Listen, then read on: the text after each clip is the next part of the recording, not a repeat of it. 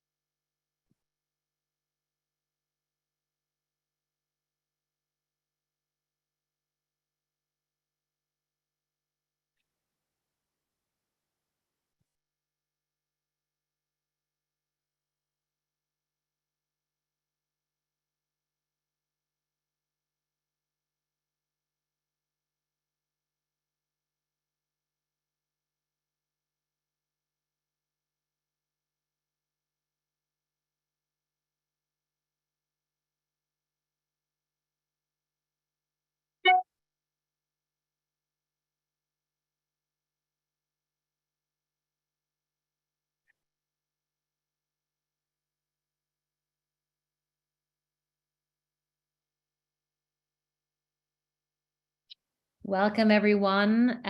We're just letting people in. Give all of us 1 or 2 minutes for any human being that is not entirely punctual. And I'm channeling my inner German here. Just give everyone just 1 additional minute and then we'll get right started.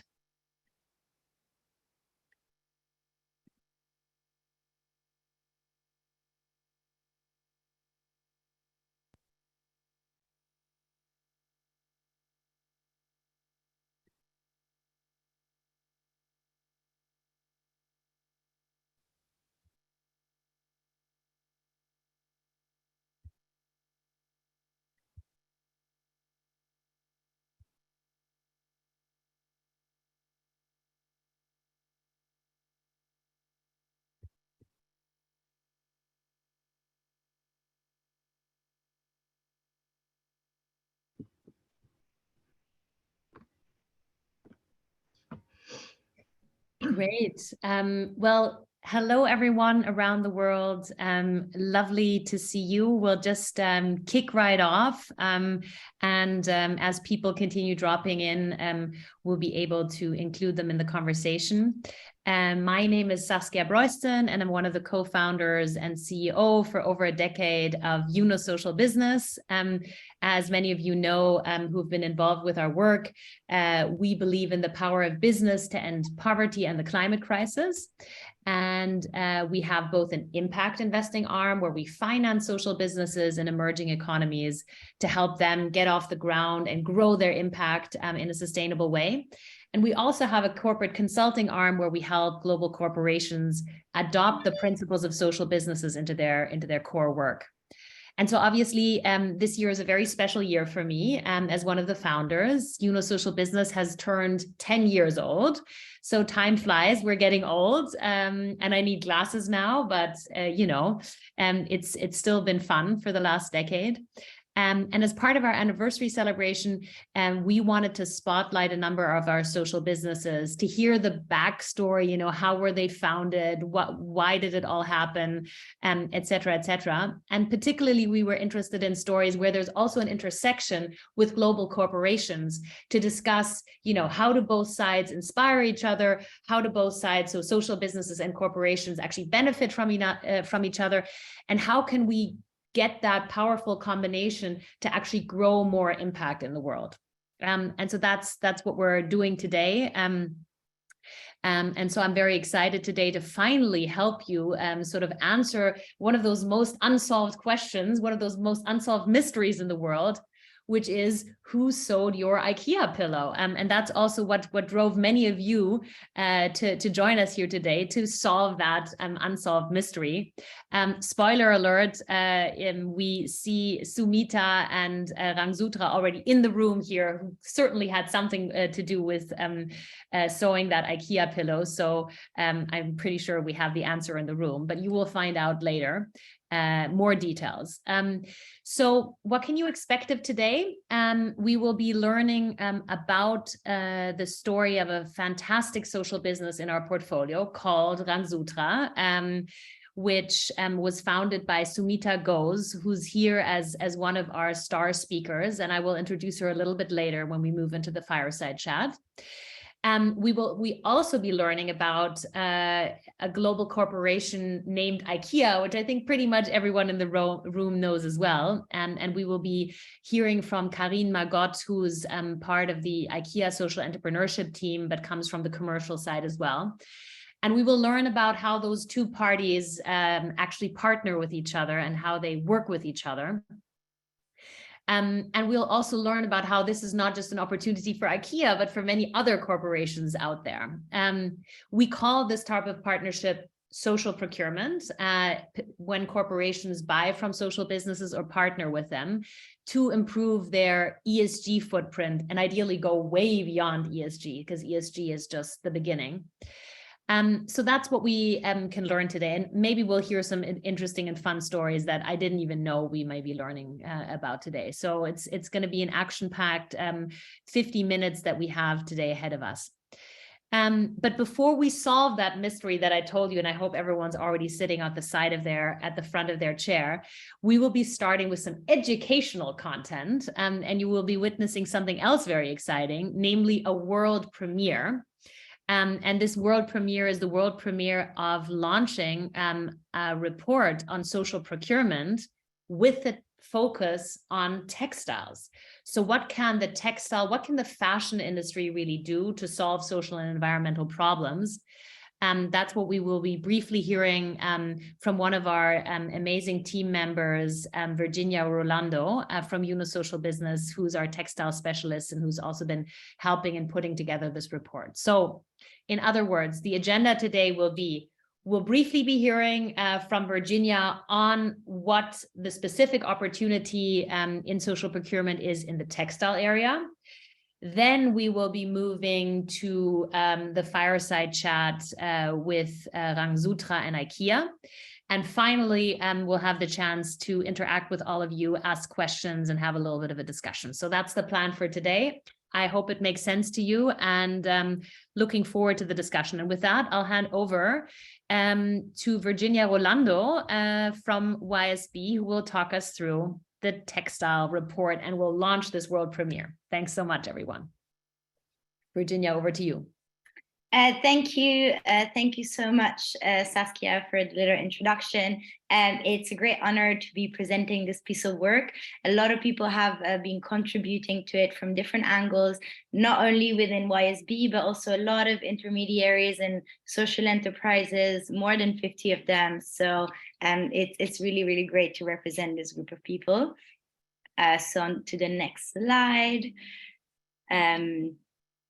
So for those of you who might not be familiar with the concept of social procurement or of working with social enterprises, we can give a quick introduction to the concept. So social procurement is actually the act of buying from a social enterprise, which are businesses that put the interest of people and planet ahead of like profit gain, but they are for-profit companies. So they really use business as a force for good.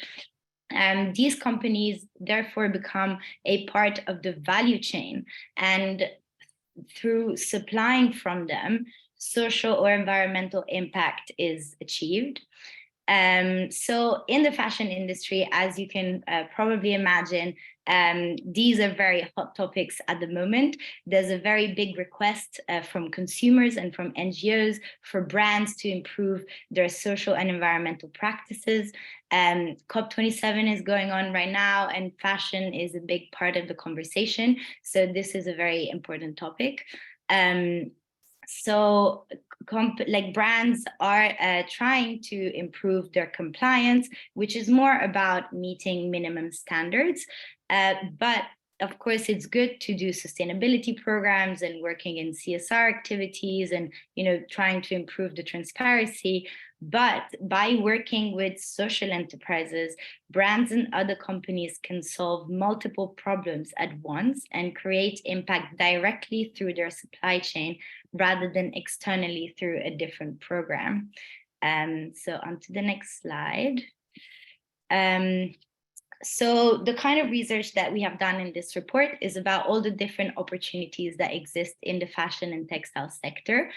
So what kind of things can companies source from social businesses? So this is another very useful image that I think really helps us think a little bit out of the box on all the different opportunities that there are, because there's a lot more than what we might initially understand. There is a difference between direct and indirect spend. So direct spend is everything related to the core business of a company, but there's so many other ways in which companies spend their money and could spend it on social businesses.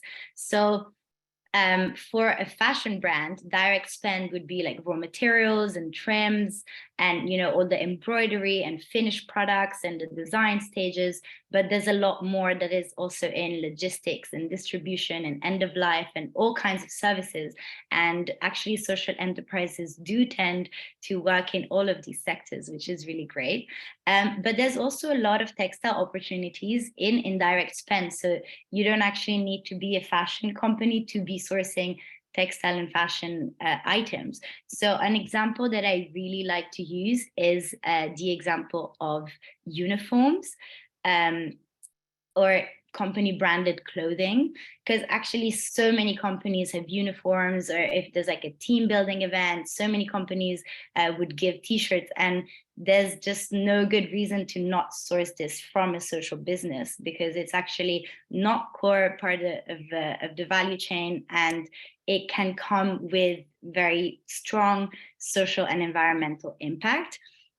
Other items can include pillows or pouches or corporate gifts. So that's why it's not only about being a fashion brand or a homeware brand that you can source from these kind of businesses. And so on to the next slide. So yeah, let's get a little bit more into the numerical side of the report. So YSB carried out a survey that was answered by more than 50 social enterprises that have brought really great value to this research. If any of you is looking for social enterprises in this sector, you can also go into the report and they're all listed in there. So you do not hesitate to reach out to them.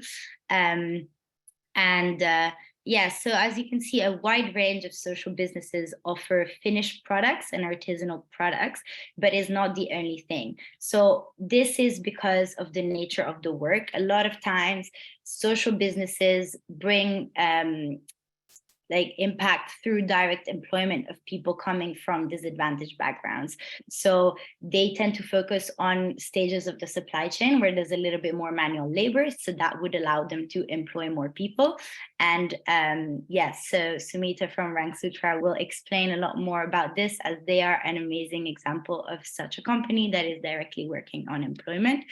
And in general, textile items are very manual. It's a product that is very difficult to automate. It changes all the time. There's all these collections changing and materials changing, and just people's taste and colors, and it's constantly changing. So it's also very important to recognize that there's just so many people working in the sector, and by supporting these people, we can actually reach out to a very wide range of the population, especially in a lot of developing countries.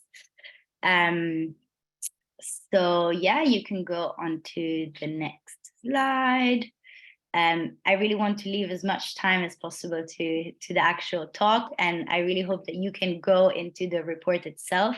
So this is the last slide from me, and I think that this is a very important number that I would like to remind us all, that 75% of the social enterprises that we surveyed actually focus on both social and environmental impact.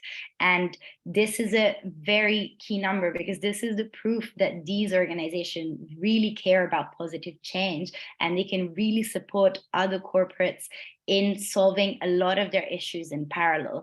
We have such a changing, fast-moving world, and consumers are demanding for better products in general, and more compliance, more transparency, better materials, and social businesses can actually support with this in so many ways. So yeah, this is what YSB is doing. We're trying to build more of these connections. So now onto some real example of this wonderful collaboration for good. Oh, and sorry, if you have questions, please keep them for the end, and we can cover them all together.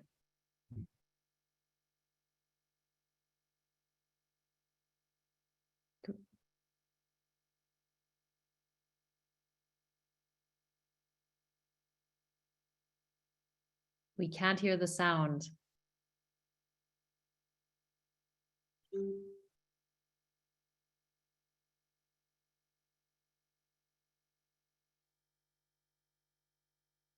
I think we're having some trouble with the video, unfortunately, with the sound. At least I can't hear it. Yeah, it's because I'm screen sharing, I guess, that the sound is not working for you guys. I can see if I can share the video out of screen sharing. So why don't I, while you try and figure that out, maybe I'll already introduce the panel afterwards. We wanted to show, so this is again me, Saskia, and great to be back. And thanks very much, Virginia, for that great initial introduction. If we can make it work, it's great. If not, we'll have to skip it then, Paulina, no worries.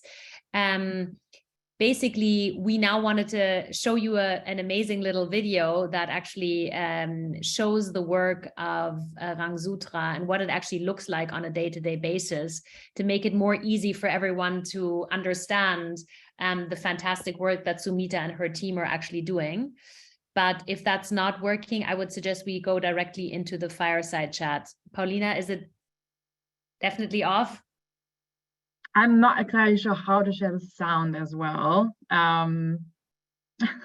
Maybe what we can do is share the link to the film so people that are interested can watch it in their own time afterwards. And sorry for the technical difficulties here.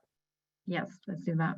So then let's move to the fireside chat. As mentioned already, I had sort of already had the spoiler that we have two fantastic speakers today. The first one is Sumita Ghosh. Maybe Sumita, you can wave so everyone can see you. Sumita is an Indian entrepreneur who founded Rangsutra. And she's also, of course, an award-winning entrepreneur, not just any old entrepreneur. She's an amazing female superstar entrepreneur and was awarded one of the most prestigious awards from the Indian president. She has set up Rangsutra, I believe, in 2007. And Rangsutra works with small-scale garment manufacturers in India to facilitate fair working conditions and also to produce environmentally friendly products, as much as that's obviously possible in the textile industry. So she is actually ticking exactly the boxes that Virginia was just talking about of both socially focused, but also an environmentally focused product. So we're super excited to have you. And we're also proud to say that at Social Business, you're one of our portfolio companies. We've lent to you as well in India before. So I'm very excited to have you here, Sumita. Good to be here. Fantastic. And the second speaker that I'd also love to have me join on stage is Karin Margot. She works with Ikea Social Entrepreneurship. Karin is Swiss, but has been living in Sweden now for more than a decade. And she started her career in the commercial side of Ikea. So, the good old normal business world, but decided eventually that she wanted to shift her career and focus on actually seeing how she can use the core business of Ikea to create more social and environmental impact and join the Ikea SE team. So also to you, Karin, welcome. Really, really great to have you here. Thank you very much. Hi, everyone. Happy to be here. Fantastic. Great. Well, I would actually love to jump right in. And since we now didn't have the video, Sumita will need probably a little bit more of your sort of explanation how exactly Rangsutra works. So why don't we start exactly with that?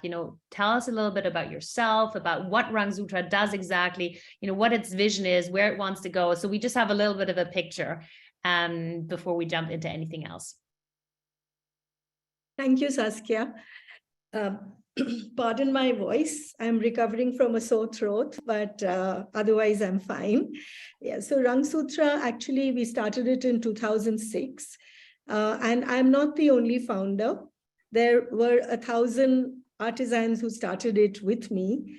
And before starting Rangsutra, I had the opportunity of working in rural India for 15 years.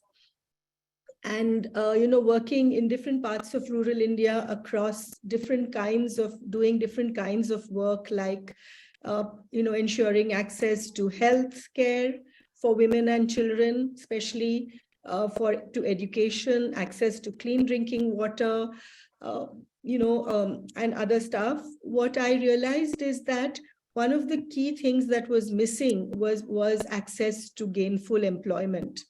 And that, people in rural India, especially women and men, had skills. They were farmers, they were craftspeople, they knew how to weave fabric, they knew how to embroider fabric, but they did not have access to work because there are very few factories and enterprises in rural India. So that's when, many of us decided, some of us who'd worked together before decided that we should form a company which is not only works with artisans and rural women for their benefit, but include them as shareholders and co-owners of our business. So it was quite a leap of faith to think that women who had very few resources could actually invest in the company, but they did. And 1,000 women, men and women, 800 were women and 200 were men. Artisans put in small amounts of money. At that time, it was 1,000 rupees each, but that altogether it became 10 lakhs.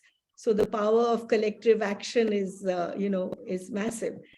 And that's how we started Rangsutra. And we realized that while, people have the skills, they needed to have market knowledge. They needed to have access to new designs, new markets, new techniques. And that's how we started our work involving all artisans.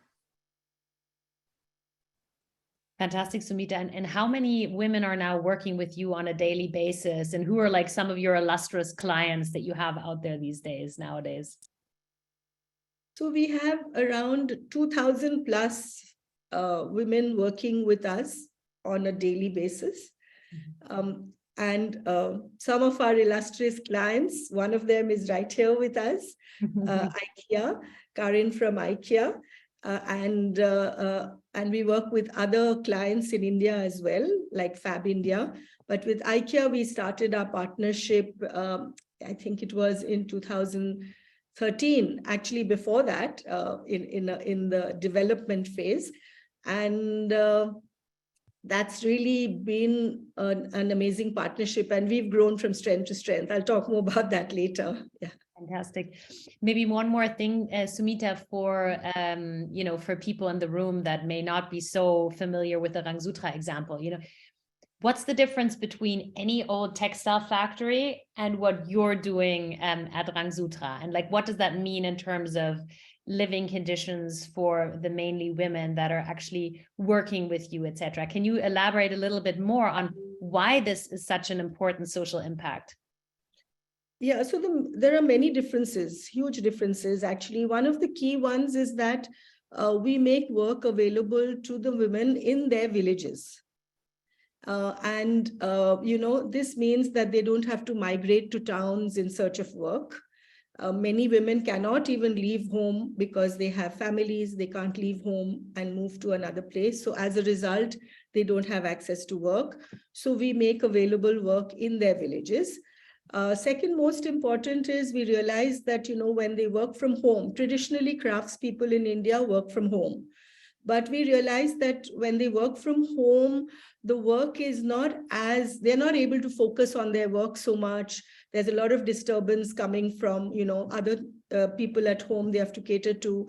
So we invested a lot of time and effort to set up village centers, village-based craft centers. And that's where the women and men come to work. Another key difference is that, we don't, of course, all our artisans are workers, but along with workers, they are, as I said, co-owners.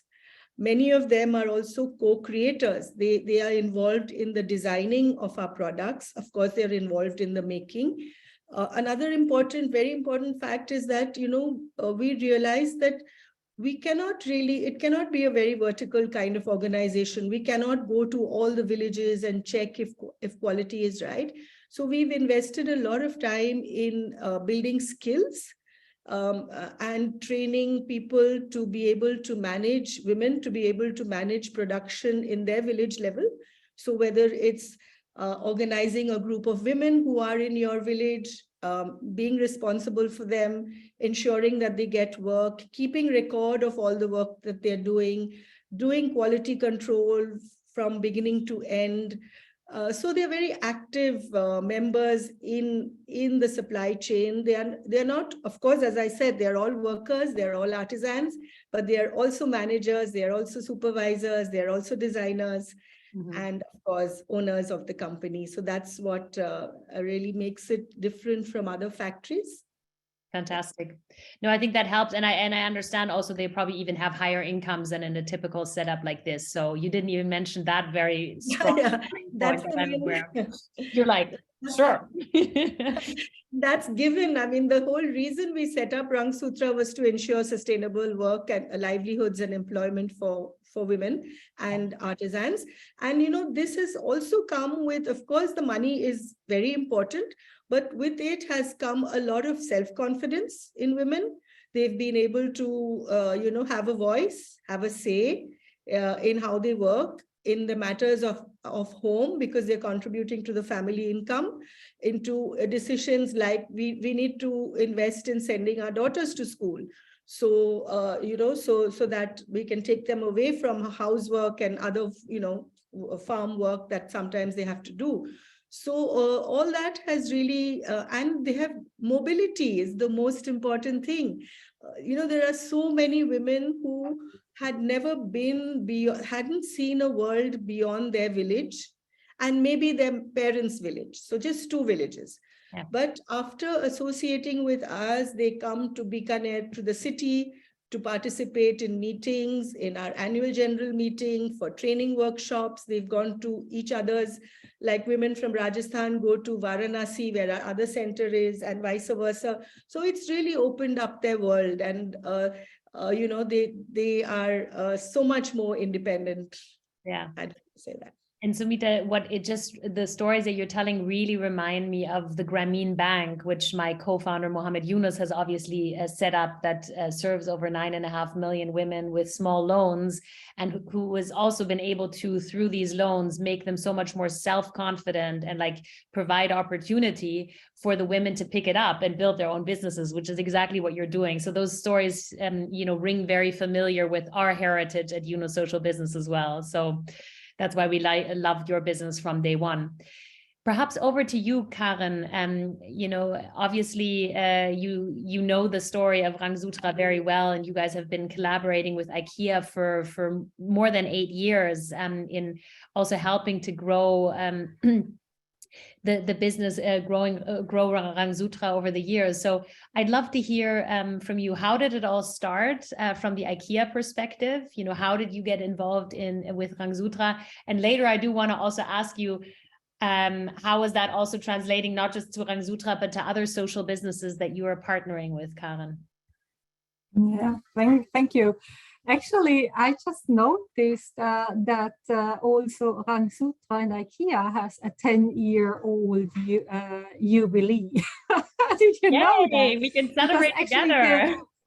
Yes, I just noticed that when I look at that, because the partnership started actually when we started the production at Ikea of Sweden in the first project to develop a collection. It was called Månsiding at that time. So we started to do this collaboration in 2012, and now in 2022. So it's a 10 years. So we should celebrate that. Indeed. Well, we're celebrating it here. Didn't you notice, Karen? We just have to do some Yes, dancing. yes, of course. Of course, yes. Mhm. Anniversary. Exactly. Anniversary, yes. Anniversary. Exactly. So the question is, how did it all get started? And you know, also, I guess the question is linked to it. Also, why? You know, why does a global corporation known for doing business with a business focus now see that they want to take on this responsibility as well? Well, at IKEA, we want to create a positive impact on people and the planet. And very important is the suppliers we are working with in the value chain. They're fundamental to achieving the ambitions in making a positive impact. And then we are working with a supplier code of conduct, which sets a common commitment to social and environmental responsibility in our value chain. And developing products with social business partners who focus on giving decent work to people which are coming from vulnerable communities or marginalized groups is perfectly and a wonderful way of contributing to this ambition. And starting with partnerships like this 10 years long way we have gone with Rang Sutra, of course, we can duplicate that globally with other partners we are already working with. So let's make it concrete, Karen. So what does the partnership right now look like? Like you source, what exactly is it that you source? What are the products that you buy from IKEA, from Rang Sutra, I mean? How do you collaborate? Is it just that you're buying, or are you providing any technical assistance? Like enlighten us a little bit. So we are very happy about the partnership with Rang Sutra since it has evolved for the past 10 years. And starting with one little collection in Månsiding in 2012, now we are buying products or developing products, textile products together with Rang Sutra for running range and for collections. So we are on a mutual learning journey. And we can also say that we could increase the quantities immensely since 10 years ago until now. And by that, we can also say that over 1,000 artisans are involved in the IKEA production every year. And we aim to develop the business further. So what you can buy at IKEA in all our channels are beautiful cushions and throws products from Rang Sutra. Well, fantastic. So we should probably put the link of where you can buy that in the IKEA catalog into the chat as well, in case you have it handy, Karen, so people can actually ensure that they really buy their own IKEA pillow made from Rang Sutra at the end of this call. I think that should be our call to action. So the demand goes up like crazy, and Sumita, you cannot save yourself for more requests. Maybe thinking about that, actually, Sumita, what was most useful in the collaboration that you had with IKEA? Was it for you mainly that you had like a buyer, or was it that they brought in their specific skill set? How would you describe that? I think it's much more than a buyer. IKEA is much more than a buyer for us. They are true partners.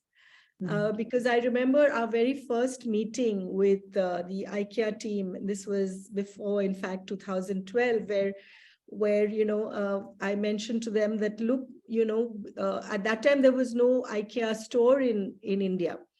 So we said that, look, we'd love to make products for you, but we don't know what kind of products. So we'll have to start a journey of co-creation. Where your designers, and so IKEA designers came to our centers, and we started, and they worked together with our team and our artisans to develop products, Månsiding collection, as Karen said, for the global market.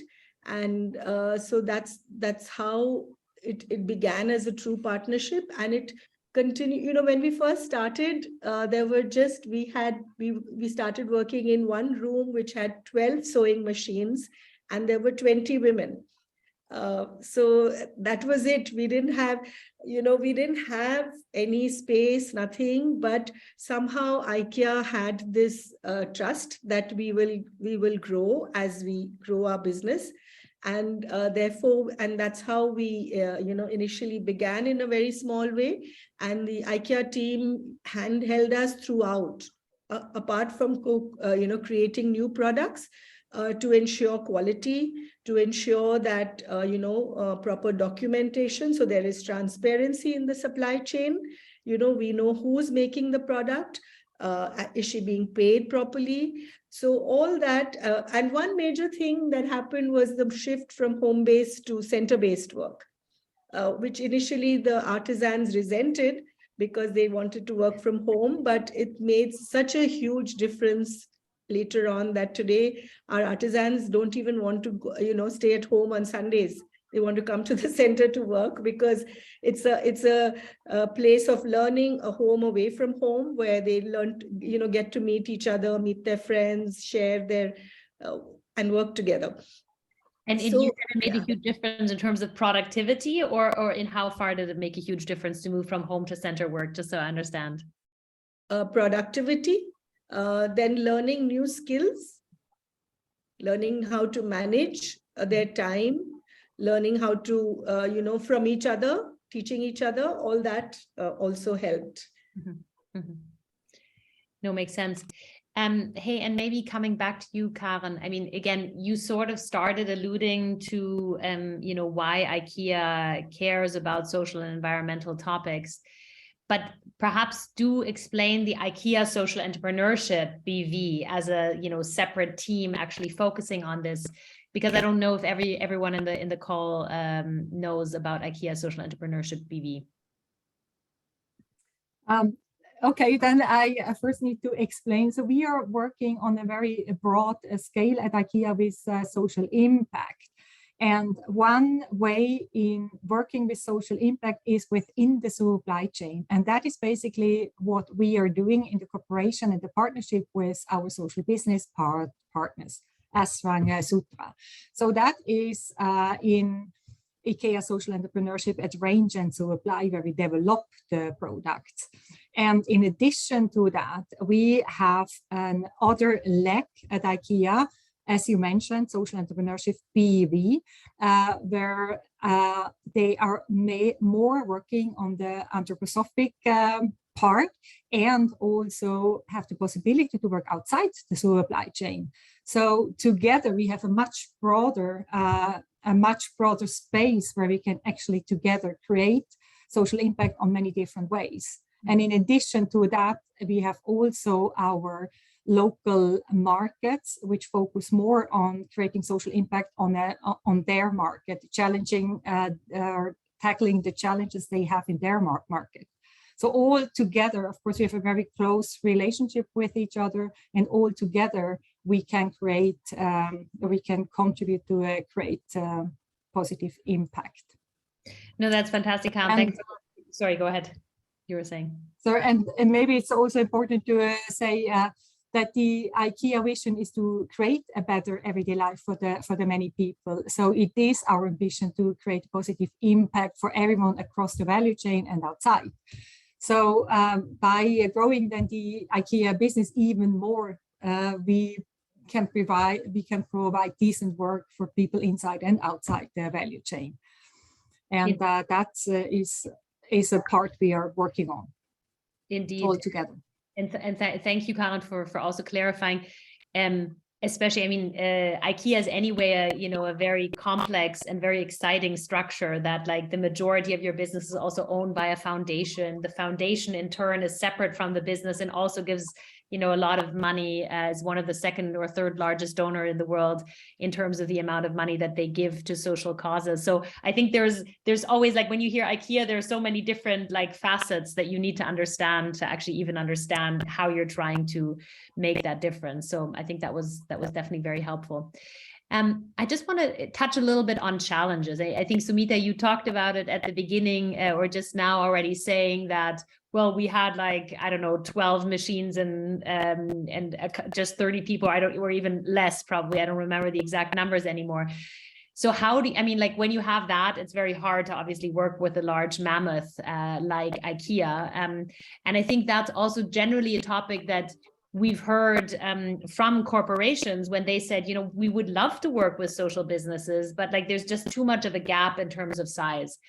So how did you overcome that over time? And perhaps there are also other challenges that you would like to highlight. Both Sumita, you and Karen, this question goes to two of you because we're looking at the partnership from two sides. Who wants to go first? I'm happy to go first. Yeah, so yes, of course, it's a challenge, and I think the most important ingredient to tackle that has been patience. And for example, with IKEA, we plan 2 years in advance. 2 years in advance. So that means there is enough time, if needed, to build capacity, although now we have quite sufficient capacity. But in terms of, say, we need to acquire more hand looms, or sewing machines, then we have time to do that. We also receive help from IKEA through other, as you said, the foundation, etc., to build up capacity in case we need to build capacity, because that's one of the key challenges that most rural Indian enterprises face, or social businesses, that we do not have enough capacity, enough capital to buy equipment. Like now, another thing we've done with support from IKEA is to have solar panels in all. So all our units are run on solar energy. So that, that has helped. So patience, as I said, is very important. So we wouldn't have been able to do this if we were supplying to fast fashion, for example, because there, you have to produce quickly, and that's not, handicraft is slow. It takes time, but fortunately in the home business, fashion trends don't change every 6 months. They are more eternal, and something that is beautiful and solid doesn't go out of fashion. Like if you see the throws that we've recently made, or the cushion covers, I mean, even 10 years later, they'll be very stylish, if not fashionable. So I think that's even more fashionable 10 years later. It seems like everything's coming back from the 90s again these days. So yeah. Yeah. So I think that's one of the challenges, is that as I mentioned, getting access to capital. And here, apart from IKEA and others, Eunice Social Business has also helped us to acquire with working capital, with no collateral. So anyway, so that's one major challenge that we face, is capital, and to buy equipment and for working capital. And again, time, because handwork takes a lot of time. Something that is woven on a loom takes much longer than if it's woven on a machine. On a hand loom, it takes much longer. Hand embroidery takes much longer. So, but the great thing is that so many hands and so many people are getting work, So that's, so I would say these are the two biggest challenges that we have faced. Karen, you. Yeah. First of all, I want to say we like the challenges. Because if we face some challenges, we always need to find some solutions. And only by finding the solutions, we learn. And on the journey together with Sewing Sutra, we have learned over the past 10 years a lot, and we're still learning.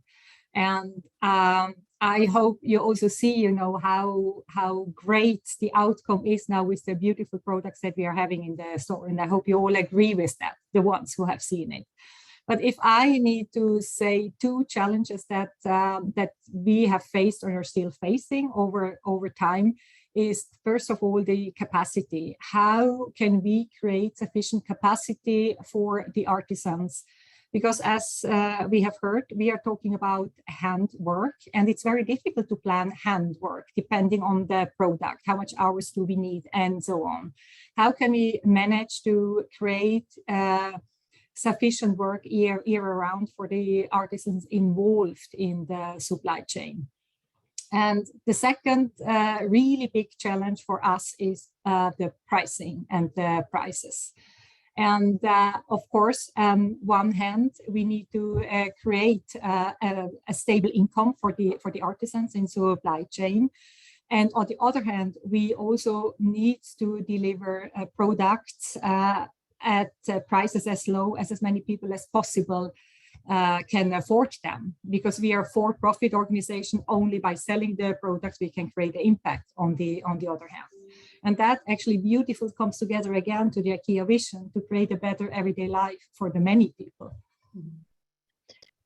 So I know that people are, I see like a crazy debate or discussion happening in the chat. And I definitely know that there are a lot of people that are very interested in the textile space and have been doing a lot of work there themselves. So I just want to launch, so while I'm just launching my last question to our two panelists, please do get ready with asking questions, getting ready for yourself. You can put them in the chat, or if we have enough time, we'll actually let people actually speak and ask their questions.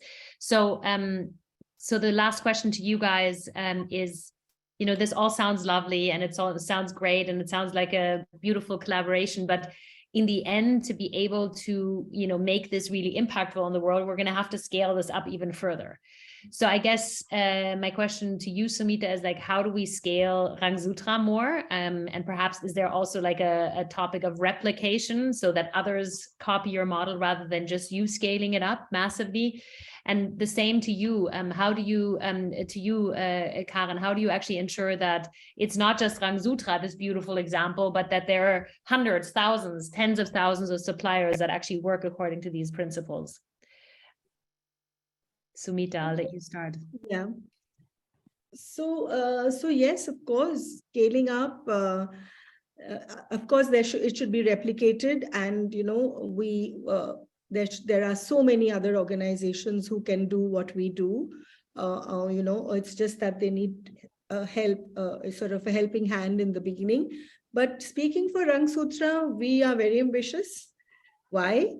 We are ambitious because in our country, we have so many millions of artisans who do not have work. And one of the things that you know, we have learned, and by training, I'm an economist. I've studied economics. And the big thing I have learned there is something called economies of scale.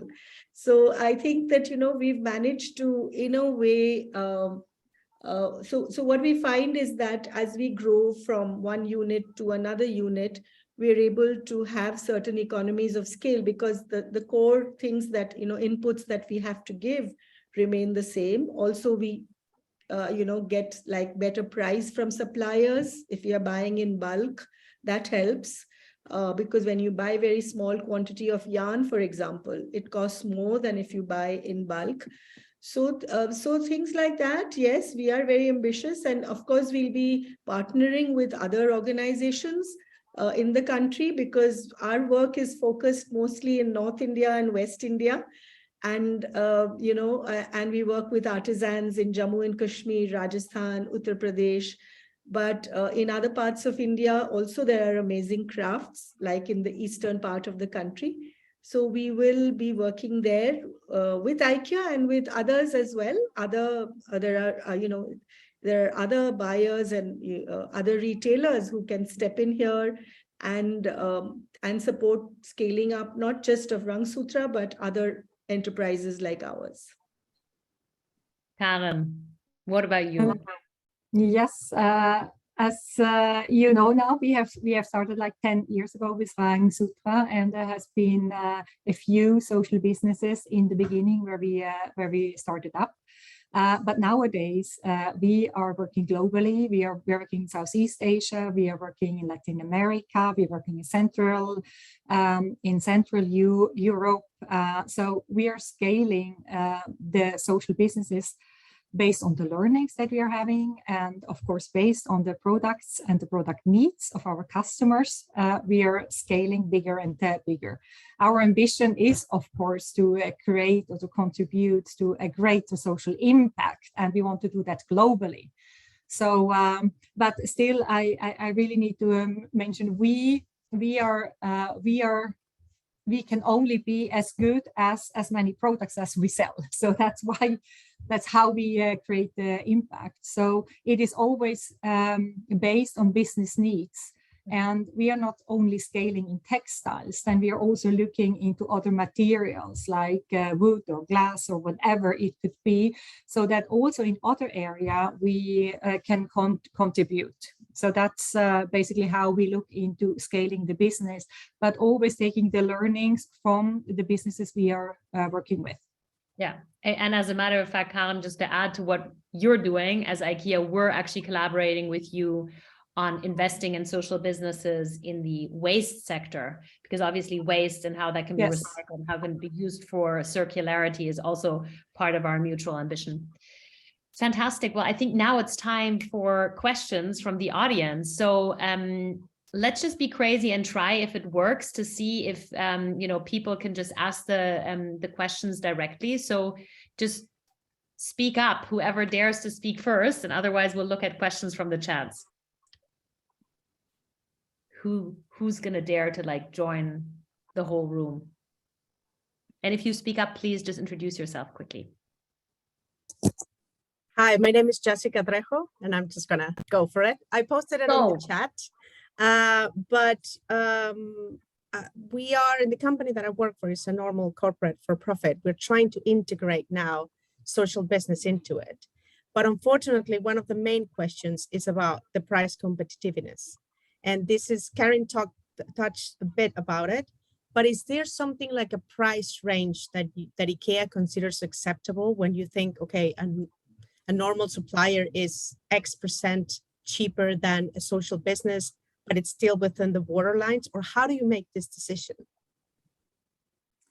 Basically, I can say the decision is not the comparison between an industrialized produced product. We are talking here about handicraft. So it is very important that you don't compare apples with pears. You need to compare what it takes in order to produce a handmade product.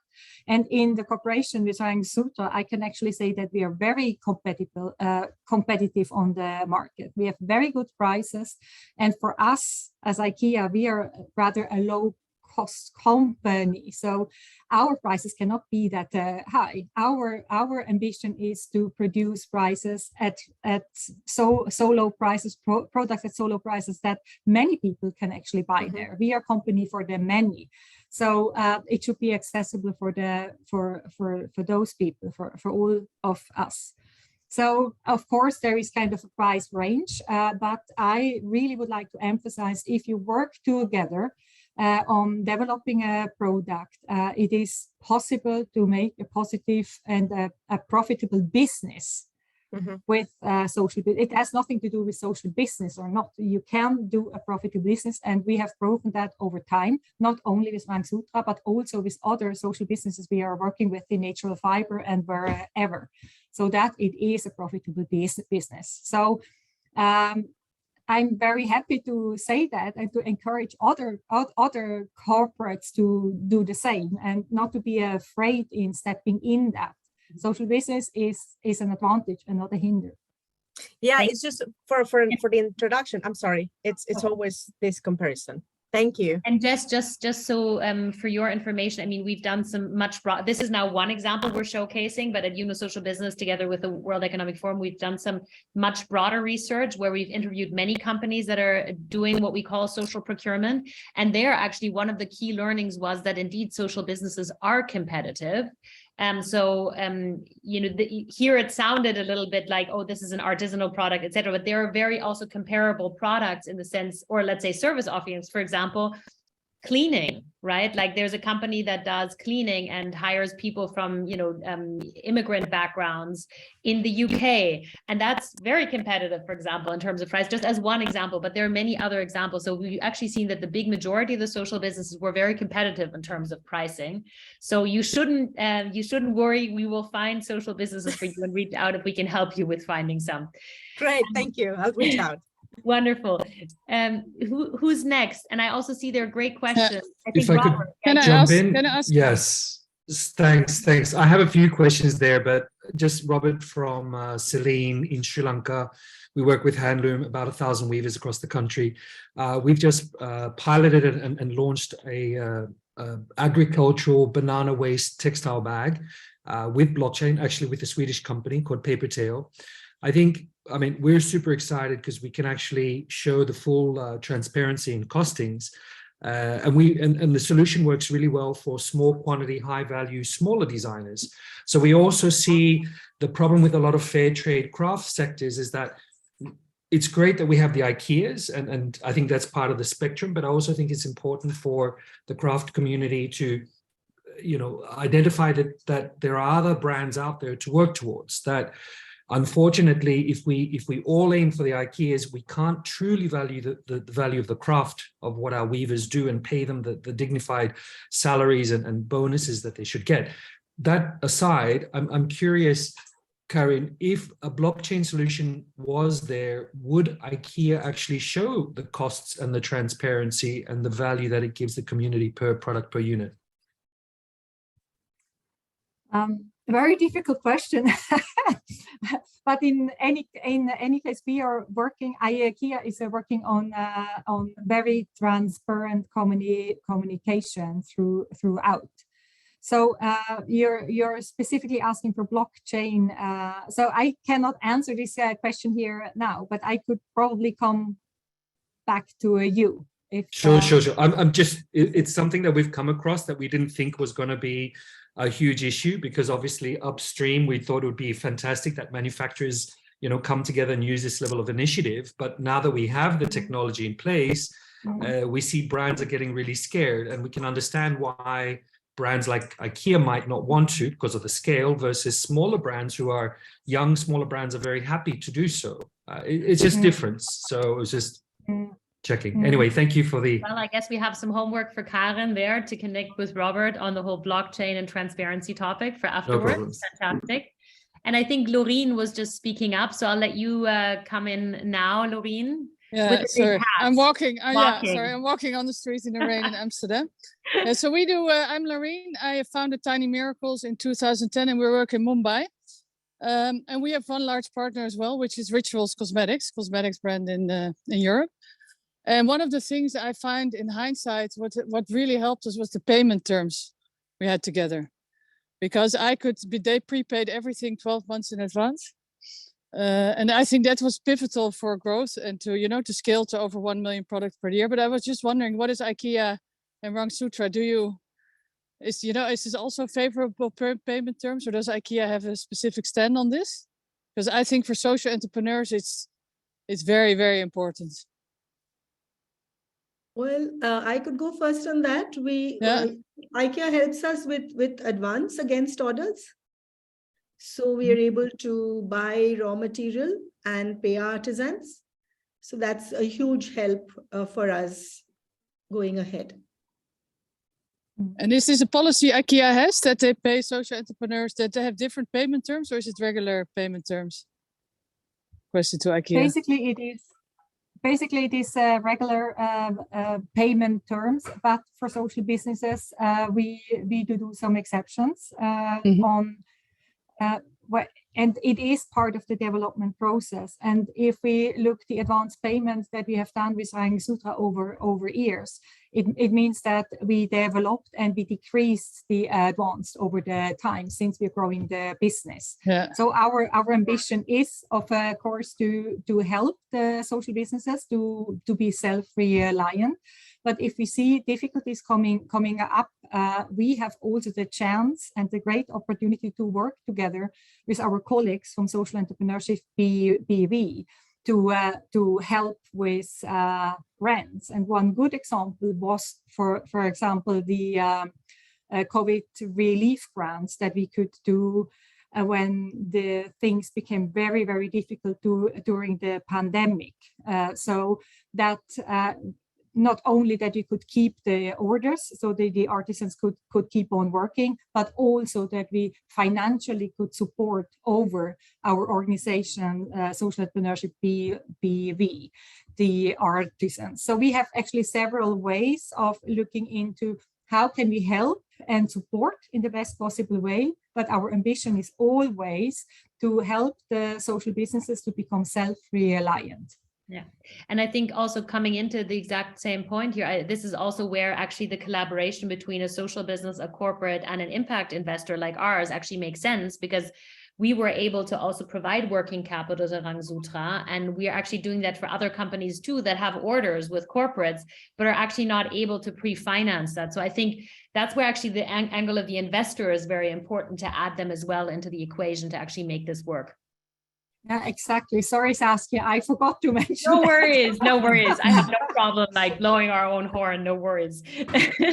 Fine. I'm actually just looking at the time, and this has been a fascinating debate. Unfortunately, we have run out of time, and I know that some people definitely have to start dropping off, but thank you so much, everyone. Thanks for joining us. Thanks also for people to jump into and onto the stage and be here. It feels much more interactive than the typical question in the chat. So I hope that this worked. I think we've learned a lot today. I hope that for some of you, it was an inspiration to see how you can do social procurement or partnerships with social businesses in your corporation.